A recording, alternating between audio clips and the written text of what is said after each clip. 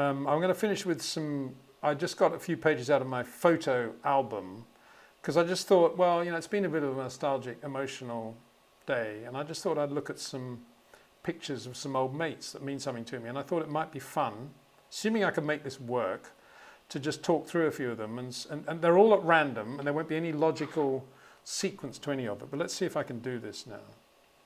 Okay, so there's the first one.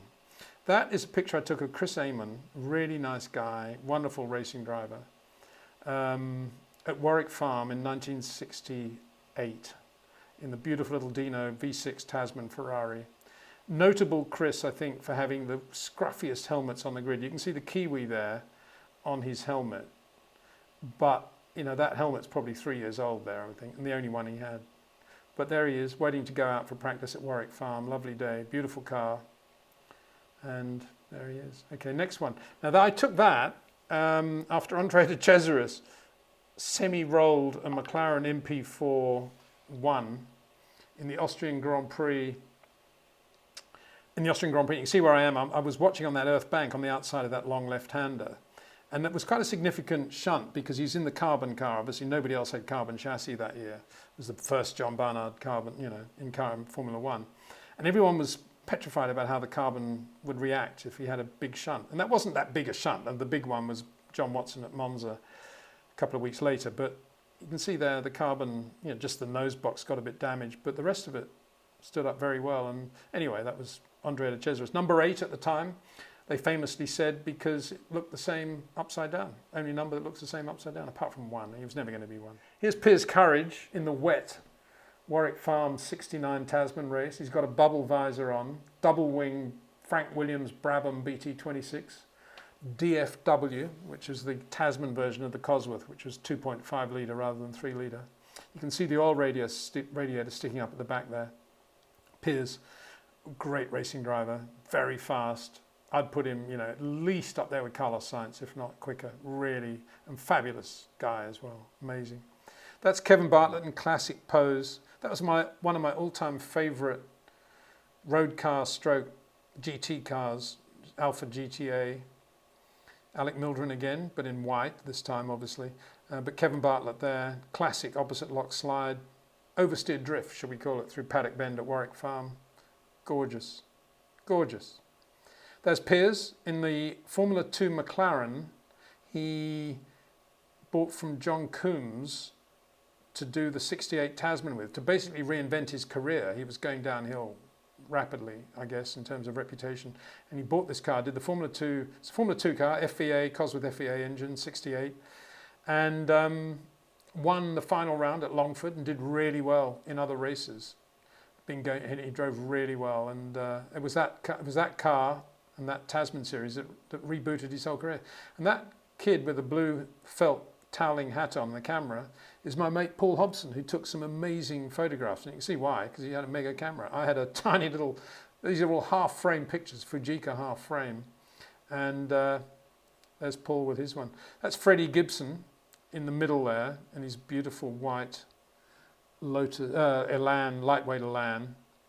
And in the blue overalls, here's Alf Costanzo, who went on to be a very quick Australian F3000 driver. But Freddie Gibson was really good.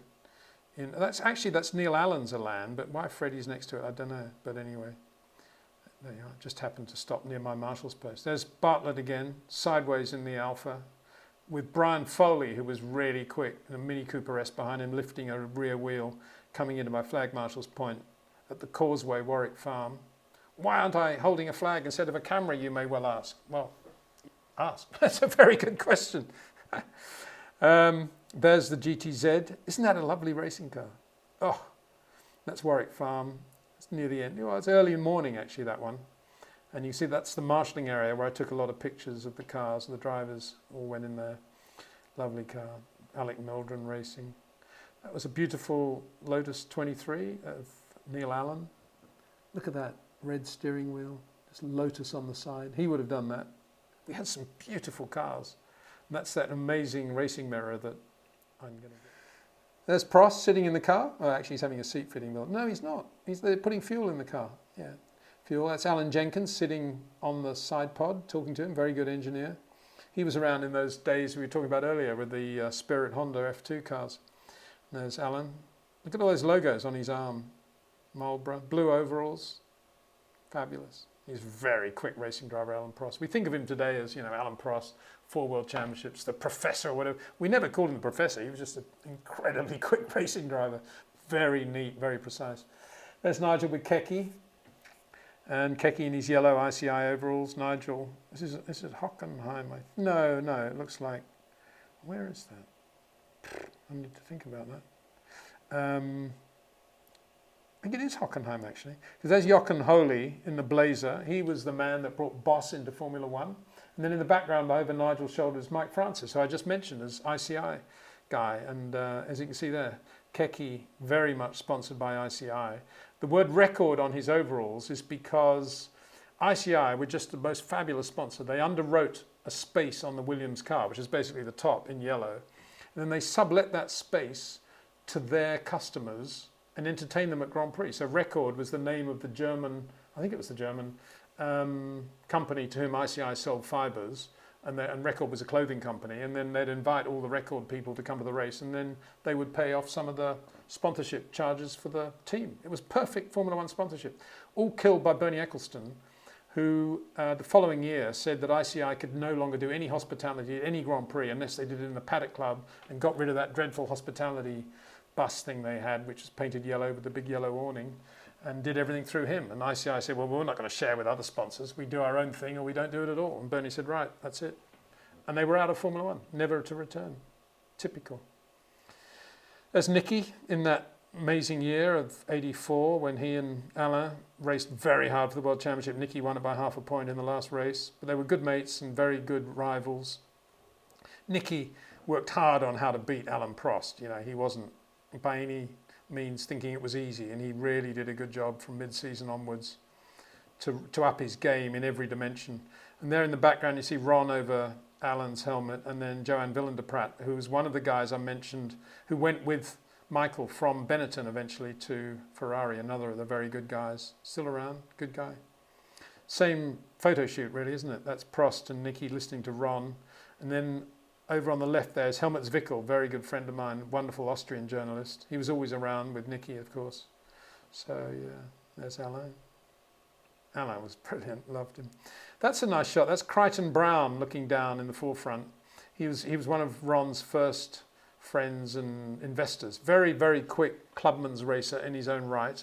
Very fast racing driver, but retired to help Ron put McLaren MP4 4 together, Project 4. He was involved in Project 3, I think, not Projects 1 and 2. And there's Nicky with a characteristic expression, and Prost. He's back to us. Yeah, quite a lot of Prost and Nicky here, isn't there? Sorry about that. But you can see the Porsche logo there. That's when Porsche were in Formula 1. Joe Ramirez in the background, in the middle, above Prost's head. Nicky and Prost. Okay, there's Piers. Back to Warwick Farm, 68. There's Piers in the car now. His blue helmet. That stripe on the helmet is actually the Eton. If you went to Eton, you wore an Eton tie, it would be that stripe. So he went to Eton. Gosh, super car. I remember him being interviewed. I was 68, February. We had a Thursday cocktail party at Warwick Farm. Actually, it was at Randwick Racecourse. The Australian Jockey Club owned Randwick and Warwick Farm. And so they had this cocktail party for the drivers. And I remember Graham Hill was the host, as he always was. He was just perfect. And I remember him talking to Piers and saying, so Piers, what is it about this car of yours, Piers? Why are you giving us all a bit of a fright? Or something. He didn't speak like that, I know, but that was Graham Hill. And Piers says, well, what can I say? Goes like a bomb, actually. Fabulous. Anyway, that was just a few pictures from my album. I'll do a few more of those if you guys like them. I think there's probably a lot of hate mail on here now saying, what are you doing, Peter? Complete rubbish. Oh, yeah, the double wing car reminds me of Four Poster Bed, says John Kirby. That was the back bedroom at my nan's house back in the day, yeah. Carbon fibre, very good and holds up to metal counterparts. That's why aluminium is still used in places in Formula One cars.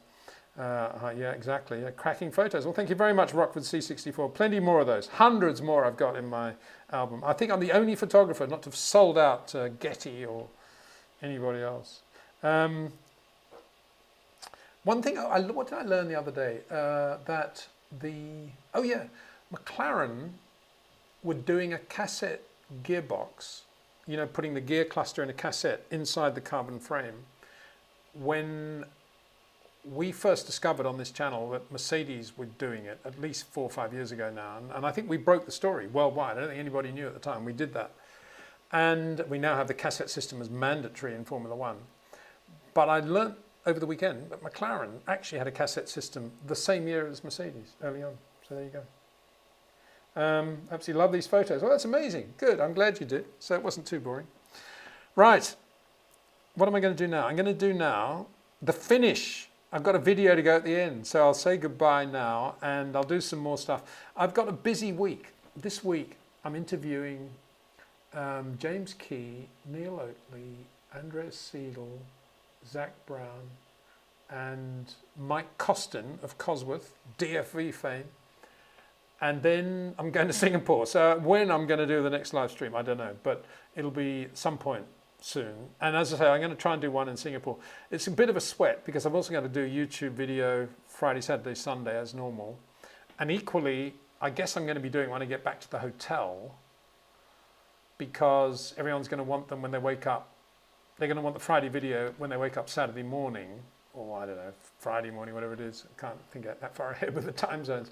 I mean, the complication is that Singapore keeps to European time, but equally, it's so far ahead, I don't think anyone's going to watch it when I put it out anyway. So I don't know. I don't know how it's going to work. So there's all that. Plus, I'll try and do a couple of live streams. I'm more likely to do live streams after the race, actually. But I'll try and do 1 or 2 in the build-up when we get to Singapore. Quite looking forward to it. But that's 10 days away. Try and do something more this week. And in the meantime, thanks for watching. I hope everybody's had a good day. You know, it's been a very different day for many of us here in the UK, because it was a solemn spiritual day, but equally it was a day of amazing organisation and pageantry, and we don't see those very often, really, do we? And I hope this hasn't been intrusive, and I hope it's been okay, and I look forward again very soon to talking to you all. I'm going to press the finish button now, and hopefully you'll get some sort of little video.